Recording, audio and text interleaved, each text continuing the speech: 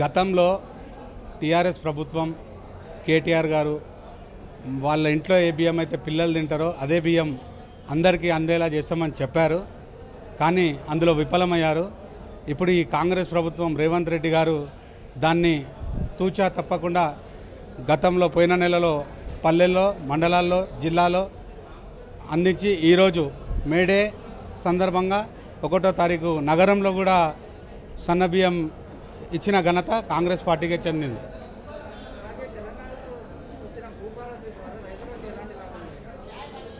Bhubharati government తీసుకొచ్చిన విధానం ఆధార్ ఎలా అయితే ఉన్నదో భూధార్ కూడా ఈ యొక్క భూభారతితోని అందరికీ భూమి ఉన్న ప్రతి ఒక్కరికి న్యాయం జరిగే విధంగా ఉండాలని ఈ భూభారతిని తీసుకొచ్చిన ఘనత కూడా కాంగ్రెస్ ప్రభుత్వంకే దక్కింది.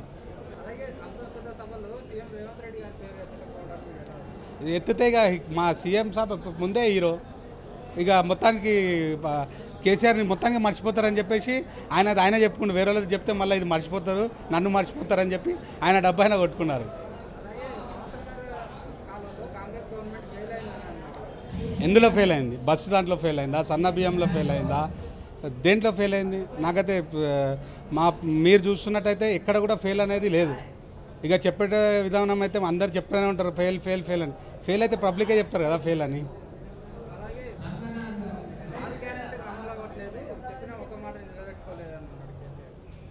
అర్థం 6 గ్యారంటీలు అమల్లోనే ఉన్నాయన్న. ఇప్పుడు ఒక 2500 తప్ప మిగతా పథకాలన్నీ గ్యాస్ సిలిండర్, కరెంట్, ఉచిత బస్సు ఇవన్నీ కూడా మనం చూస్తూనే ఉన్నాం కదన్న. ప్రజాపాలన, ప్రజలకు అన్ని స్వేచ్ఛ ఉంది, ప్రతిదీ అడిగే హక్కు ఉంది. వాళ్ళ ప్రభుత్వంలో ఎక్కడ సభలు పెట్టుకునే పరిస్థితి లేదు. మా ప్రభుత్వంలో డైరెక్ట్ సభకి అన్ని అవకాశాలు కల్పించినాం. ప్రజలకు ఎలాంటి మేలు జరుగుతుందో రోజు చూస్తూనే ఉన్నాం.